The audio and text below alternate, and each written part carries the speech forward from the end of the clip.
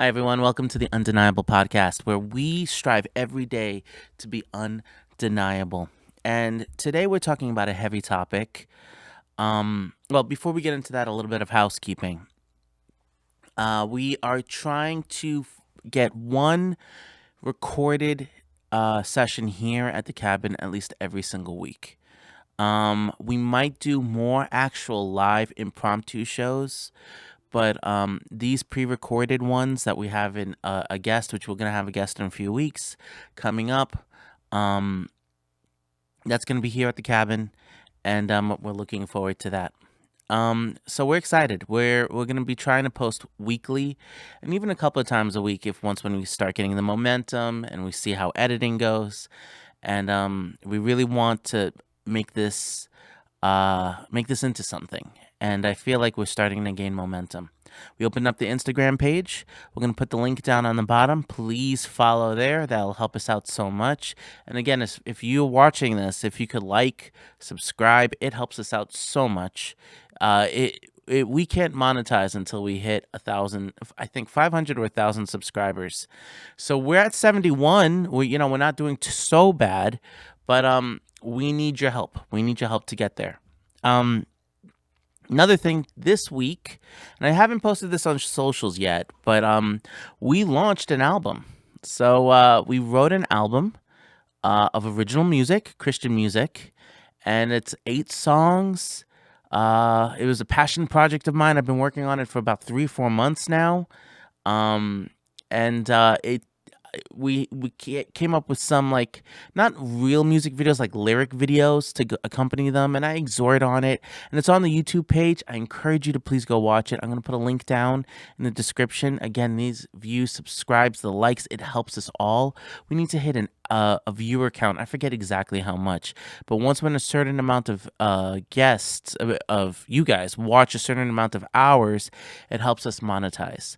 And the whole goal is to do this full time, and everything helps. You're subscribing, you're liking, you're sharing.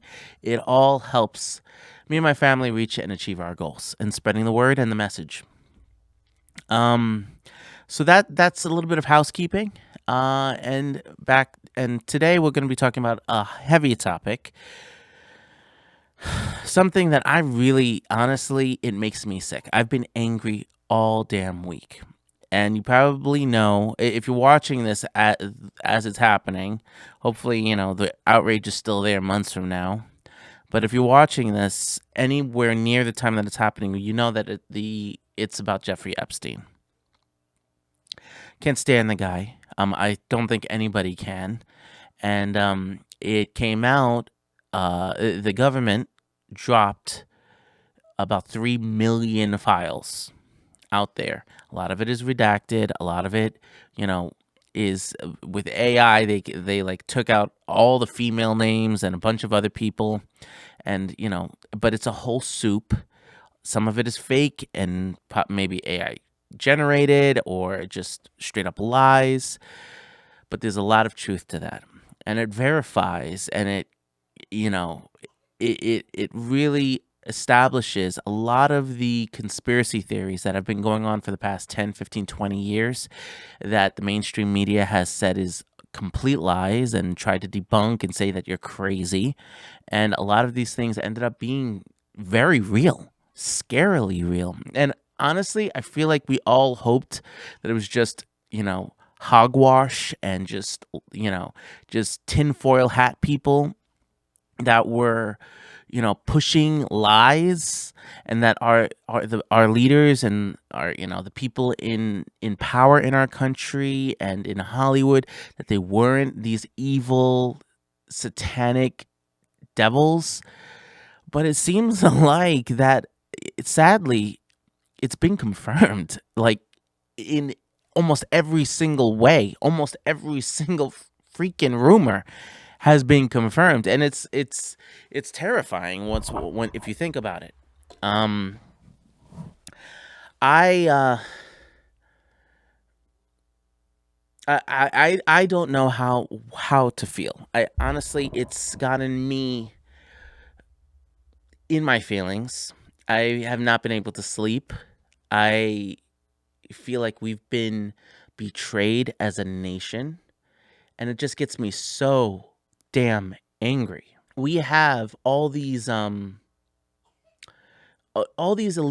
that are in power that have been completely walking in impunity, no accountability. And meanwhile, there are people on the street that will go to jail if they don't pay their taxes, go to jail if they get caught with a joint. That was so. I lived in New York for most of my life, for 95% of my life. And so many people went to jail for small infractions. I I I I know people who've gotten arrested for tickets, for not paying their Easy Pass, for stupid little things. Meanwhile, these men are harming, raping, doing the most disgusting, vile things, and some things I don't want to say. I just, it's out there. People have seen it, and I don't know how to parse what's true and what's not true. Are they really eating flesh? Are they really doing child sacrifices? It seems like it. Are they really? Is it a network of with code words and pizza and grape soda and all of this garbage? And again, I don't want to teach you. I don't want to be talking about this stuff. I don't want to be going down deep into this rabbit hole, but it's out there, and it's hard not to run into it. You just go on X, go on Instagram, and scroll after a few videos, and you're gonna see videos dedicated to this content and the horrors that are showing up in these files. It's it's disgusting. But now my point is where's the damn outrage? The mainstream media will go crazy, will flip out, will go nuts over Bad Bunny, which I'm not a fan. I mean, he's okay. I'm Puerto Rican. He's Puerto Rican. I'm not. I'm not knocking Bad Bunny. Okay, but really, that's what you're focusing on. That's what you're focusing on. Really, honestly, if a Super Bowl isn't controversial, is it a Super Bowl? Like they had Janet Jackson, you know, 10, 15, 20 years ago doing her thing, yeah, you have all these, the shark from Katy Perry. You have all these like little, we had Kendrick Lamar if he was going to say that line in the Super Bowl last year. So all the Super Bowls are always controversial. And this is another one just to drum up ratings. Oh, is Bad Bunny going to be there? And whatever issue. And what is he going to do? Is he going to perform? Is he going to be in a dress? It's all stupid. It's all stupid. It's all fluff. It's all distraction. Where is the damn outrage? Where is the anger towards what people are doing to kids, our kids, our young children that are vulnerable? Where is the damn outrage? The society is so hypocritical. And honestly, what I'm scared of the most is that in a few months, in a few years, this is all going to wash away. There's not going to be any outrage anymore. People are going to get by scot free. And chances are, people will get away scot free. The fact that people have sat on this, people have known about this. This is not new information. And this is not a political debate. This has nothing to do with Trump, nothing to do with Biden, nothing to do, or everything to do with them. It doesn't matter what side of the aisle you are on. The evil has permeated both sides, all sides. It's everywhere. If you have power, the evil is there. And so again, I'm not saying oh, Trump is evil or Trump is great or Biden is great or evil or whatever. I'm not getting into that. I'm not getting into that nitty gritty. I'm not getting into that specifics. I think everybody on all sides, no matter where you go, is somewhat corrupted or at least blackmailed, or again, you have CIA, Mossad, all these agencies that make it their business to get dirt on people and force them to do things or say things or cover up things that that maybe they might not want to do, or maybe they do and they're complicit. There are tons of complicit people in these files. So then that brings us down. So if these people are going to get away with it scot free, probably, hopefully some heads will roll. There are going to be some sacrificial lambs. There are going to be some people that are will take the shots and go to jail, but the majority of them, the bigwigs, the most powerful, are not going to get touched. There's rumors that there are 6 million files and only 3 million were sent out, which in and of itself is one of those things where they just send out everything garbage, so you just get lost in the soup and you can't even figure who's going to go through 3 million files. It'll take people 10 years to go through all of those files. So they did this so things get lost. It's a cover up. Okay, I'm grateful that they published what they did. But they didn't publish everything. They took out the ugliest of the ugly. They redacted the ugliest of the ugly. And they're holding back and protecting the most powerful. And yeah, some people are going to get consequences for this. They might go to jail. They might be publicly shamed or whatever. I don't think it's enough. I don't think we're going to see justice for these girls and boys, people. I don't think these babies, I don't think there's going to be justice. There will be justice eventually. I've always struggled with the thought of hell. Okay, as a Christian, I get it, but at the same time, I don't. Like, damn, that's really brutal. And I guess maybe for Hitler or Stalin or these Genghis Khan, okay, yeah, hell is perfect for those people. But for a lot of people, it's not. But I'm starting to realize that hell was made for devils and demons like this, for the Jeffrey Epsteins of the world. Hell might not be enough. Hell might not be enough. We also have, we're going to take a break because the battery's about to die. Sorry, we had to change battery. So the next question, the logical question is, what do we do? What do we do? We have these evil people that are taking advantage of our kids in the most demonic, evil, oppressive ways. What do we do? What do we do as a society? What do we do as parents? What do we do as men, for the men that are watching, and for the women that are watching too? What do we do as a society? I think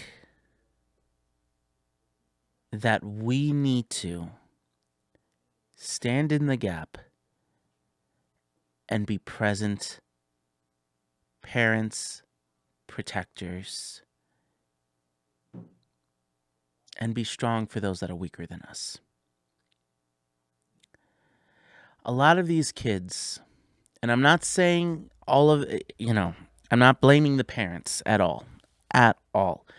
A lot of the parents, they were trying to do what's best for their kids. They might not have known the situation.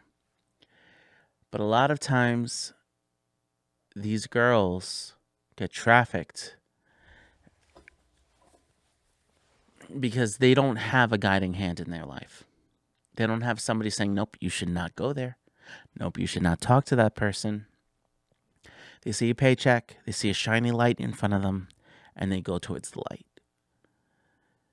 And some kids, it's evil. It seems like some kids were straight up betrayed by their parents, and that's a completely different situation. But I cannot tell you how many times I've seen people, women, and men get taken advantage of simply because they were not told that's wrong, or you have better options, or you're better than that. Right now, there's an epidemic of girls online showing things off and acting in ways that society would have gone crazy over 50, 60, 70 years ago. The OnlyFans epidemic is demonic. It's ruining women. It's making them, it's belittling them to the point that they're just simply a commodity. porn in general, just Instagram, the softcore porn that you see on Instagram and TikTok and all these social media programs. These women are getting taken advantage of and not getting paid, some of them. Some of them are. Some of them are making millions, but a lot of them are not. A lot of them are not. I had a friend, somebody that I knew. I saw their social media. They decided to open up an OnlyFans. They only had a few thousand followers. They never went anywhere. It did not become successful. Within months, they stopped doing their OnlyFans. I'm not sure exactly when or how long it took, but they stopped. They quit. So they made no money, and they put their entire bodies out there. Their self-esteem degraded. They destroyed their confidence. For what? They didn't even get paid. And I haven't spoken to this woman in a very long time. But what was it for? What was it worth? Again, it's like that scripture. What is it to a man if he gains the entire world but loses his soul?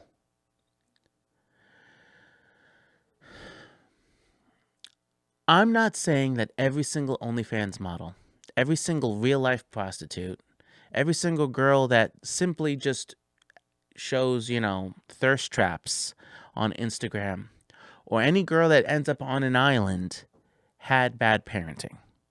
I'm not saying that at all. There might be wonderful, genuine, great parents in their lives. But the statistic shows that without a strong parent, without a strong father figure, the statistics are not in their favor. People end up going in the bad routes in society. Same thing with men. I forget the statistic off the top of my head. I made a video off of this, but I believe 85% of men who are incarcerated, 85% don't have fathers in the home. That's an incredible statistic. I believe it's similar to high school dropouts and literally the trajectory of somebody's life by not having a father or father figure in the home. That person's life plummets. Now, of course, there are, people that have risen above, and despite their upbringing, despite what's happened to them, despite not having a strong father in the home, or even mothers sometimes, they have risen above. But the majority have not. The majority. It's simple math. It's simple statistics. So we as a society really know what the problem is. We know what the problem is. None of this was happening in the 1950s. None of this was happening in the 1940s, 30s, even the 60s. Why? Because there was the nuclear family unit. People cared about their families. Fathers stayed. Kids respected their fathers and their mothers. I think we as men, we need to stand in the gap. And I am not just saying this if you are a natural father, to be there for your kids, to be present, to put down the phone, to go play baseball, to go to your kids' games. I'm not just saying that. And there are plenty of men who are good at that and great. I'm saying that we as a society need to go one step further. If we became basketball coaches, if we went to church and became youth leaders, if we took young men at our jobs and our schools, took them under our wings and say, hey, let me go buy your beer. Let's talk. Let's see what's on your mind. What are you deciding to do? And help give these young men, a sense of trajectory. And women. Protect these women. Let them know that they can be better, that they can go back to school, that they can succeed, that they don't have to sell themselves. and that they don't have to compromise themselves. I think we of society will help the next generation in ways that will ripple through time. We can't fix all the problems. I don't have the wisdom, and I've been racking my brain on what can we do. I don't have the wisdom on what to do to fix society. What do we do about the Jeffrey Epsteins of the world? These evil men, the P. Diddy's of the world, that take advantage of these people. I don't know.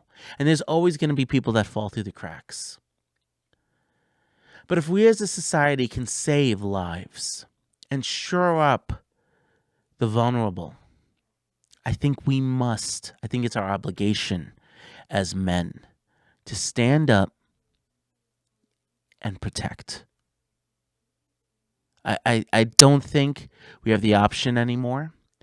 I don't think that we should be comfortable in just living in our own lives, not helping others. There's that famous phrase saying that, of JFK, it's not what you can do, what you can ask for your country, it's I'm butchering it, but what you can do for your country. And it's not just about country, it's about society. What can you do for other people? And if you're living life not trying to reach your full potential, not trying to help people out, and just living for yourself, either playing video games or just getting money or gambling or into your own lifestyle, whatever that might be. If you're not actively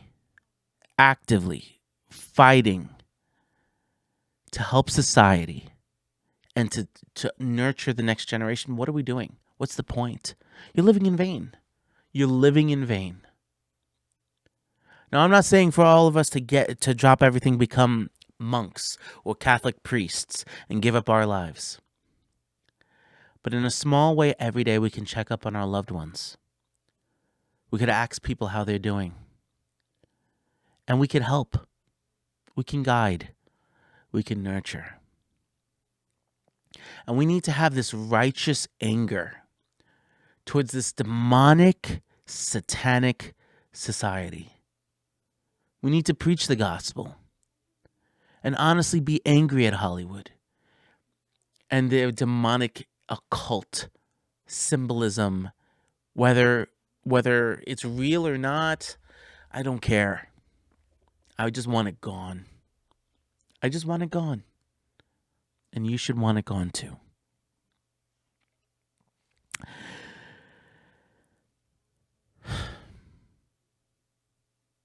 So, if you need help, if you want to know more on how you can make a difference in your community, and maybe you have wisdom, maybe you're already making that difference.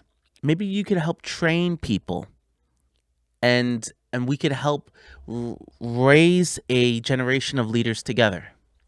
And I encourage you to comment down below, DM me. I'll message you back personally. Right now, the channel is small enough that I can DM and message and respond to every single person who messages me. Let's make a difference in the communities, no matter where you are. I don't care if you're in Alaska or if you're in, Guatemala. Let's work together to try to change people's lives for the better, for the good. So that's it for today. I encourage you to please like and subscribe. Please join us in this movement to become undeniable. We are going to reach our full potential this year. We're not going to be mediocre. We are not going to take life laying down, and we're not going to take this evil and just accept it and be happy with it. We're going to go on to the next level. So until next time, I thank you for joining me on Undeniable. Have a good night.